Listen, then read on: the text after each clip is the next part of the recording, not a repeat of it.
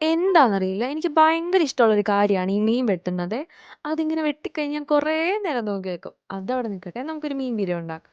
അതിന് വേണ്ടി ഒരു അരമുറി തേങ്ങയ്ക്കകത്തോട്ട് ഒരു 3 പച്ചമുളകും, 2 ചുവന്നുള്ളിയും, കുറച്ച് ജീരകം, കുറച്ച് മഞ്ഞൾപ്പൊടിയും കൂടി ഇട്ടിട്ട് ഒന്ന് ഒതുക്കിയെടുക്കണേ. കുറച്ച് കരിയാപ്പിലയും, ഇഞ്ചിയും, വെളുത്തുള്ളിയും, കൊച്ചുള്ളിയും, അതുപോലെ തന്നെ കാന്താരിമുളകും. കാന്താരിമുളക് ഇങ്ങനെ ഇടയ്ക്ക് ഇങ്ങനെ കടിക്കാൻ നല്ല ടേസ്റ്റാണ്.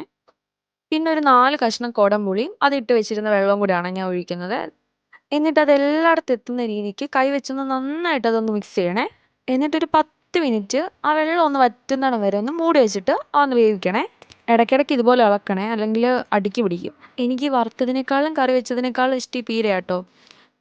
അത് മത്തിയാണെങ്കിലും അതെ, കൊഴുവയാണെങ്കിലും അതെ. കൊഴുവ എന്ന് പറയുമ്പോൾ ഈ ഉഴുവലേ, ഉഴുവല്.